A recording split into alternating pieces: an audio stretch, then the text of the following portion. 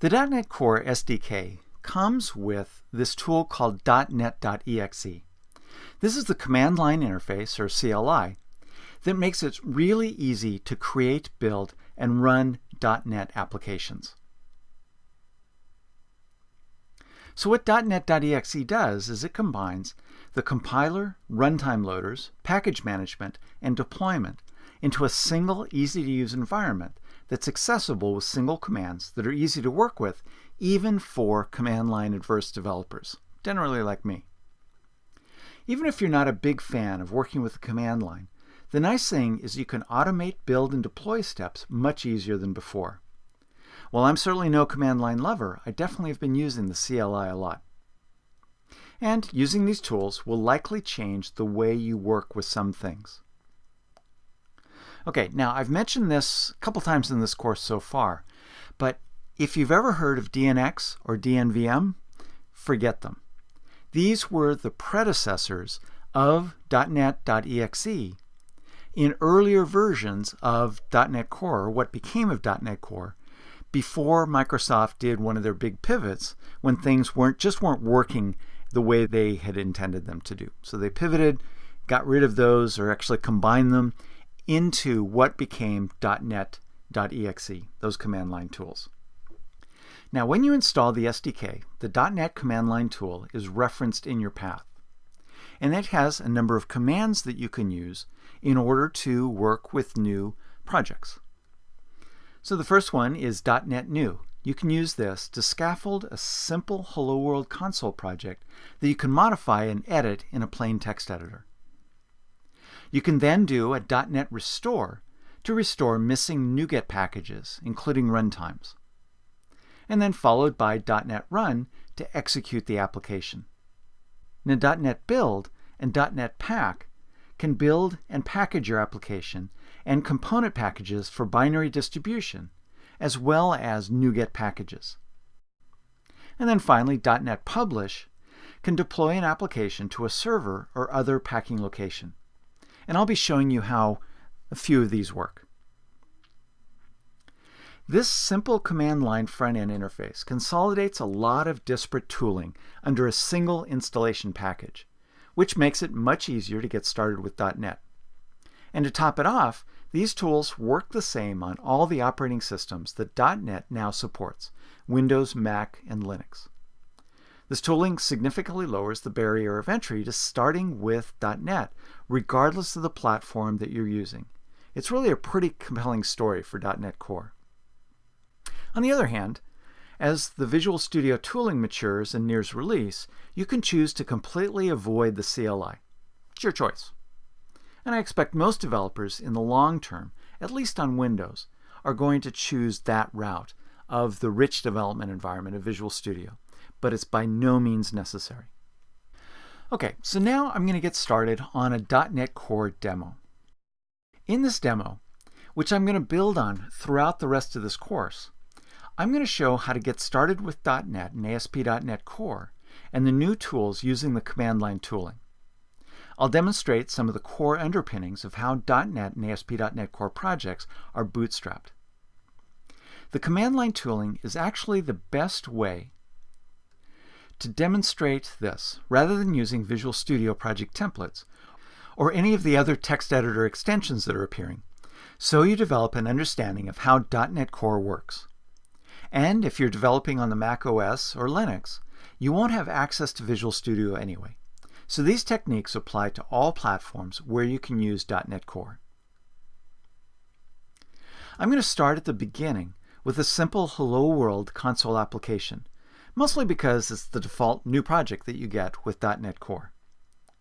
And then I'll add additional pieces into the beginnings of a full-fledged ASP.NET MVC application that you could deploy to Windows, Mac OS, or Linux. Now, one of the nice things about the new command line tooling is that all .NET pieces, the runtimes, compiler, and command line tooling, are installed through a single unified install. Now, I'm going to be using Windows here to create this first application, but you can do all the same things that I'll show you on a Mac or a Linux machine if you have the .NET Core SDK installed. Those steps, other than the installation itself, are the same, so you can follow along on a Mac or Linux box. And then later in the course, I'll use Visual Studio to create a new ASP.NET Core project in order to relate what that looks like to the basics in my minimal project.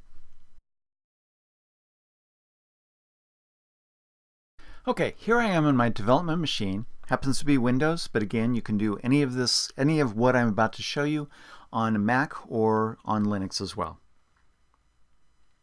Now, I do have the .NET SDK installed. In fact, I have Visual Studio 2015 installed with all of the updates, which brings along .NET Core. Nice thing about that is that Visual Studio installs a command line that is specific to .NET development. The biggest thing there is that it has all the paths set to all of the .NET Core tools. So that just makes it easier. So to get started, I'm going to hit the Windows button and search for developer and open up the developer command prompt for Visual Studio 2015. Again, there's nothing magical about this particular command prompt other than it has the paths set to the different tools that I'm going to be using. You can do the same thing yourself, and the SDK sends up some stuff for you as well. Okay, so the first thing I need to do is go up to the root and, to the root. And then I'm going to change to this Learn Now directory. Okay, so this is just a folder where I'm going to create these different projects. All right, so I'm going to create a new folder, and I'm going to call this Core Test for the .NET Core. We're going to test it out, and then change to that folder. And so you can see that there's nothing up my sleeve. I'll do a dir, and you can see that there's nothing there. And then I'm going to, for the first time, run the .NET tool. So because it's in the path, I can just type in .NET, and it gives me this information. So as you can see, it's the Microsoft .NET Core Shared Framework Host. I happen to be running version 1.0.1 of the SDK. And it gives some usage information, some common options, and so forth here, path, and some general information about using this tool. What's most interesting is if I go in and do help, as indicated there, you can see that I get some basic help. The nice thing about this tool is that it's really pretty simple. There's the set of commands that it can use, and again I'm going to be running through several of these. But then there's various other options, but it's not a real complex interface. So it's really pretty simple to learn to use. Okay, so now I want to get started with a new project. So I'm just going to simply do .NET New, and it created a new C# project in this folder. And if I do a dir of that folder now, you can see that it created two files, program.cs and project.json. The important part here is the program.cs file, and this is a very simple class file that I'll show you shortly, that contains a public main function, just like you would expect for a classic console application. That's the entry point into the application. All .NET Core applications, including ASP.NET applications now, are console applications. Now, by the way, the step that I just performed, that .NET New right here, you saw that it ran pretty fast, just took a couple seconds. This step takes some time the first time you run it after a fresh install of the SDK. That's because it has to download and update core packages to populate the local package cache. And the way Microsoft describes it is as to improve, restore speed, and enable offline access, end quote.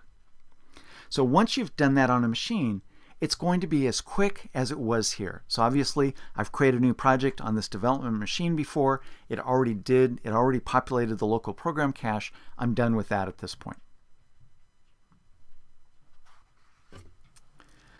Okay, so again, .NET New creates these two files, and the other file is a project.json, and I'll talk about that. That's a configuration file, which is the file that you edit in order to tell .NET Core what packages it needs to make sure that it has and the dependencies for them. All right, so the next thing I need to do is .NET Restore. And what this is going to do is this is going to actually pull down, using NuGet, any packages that I don't already have. All right, so it's restoring the packages.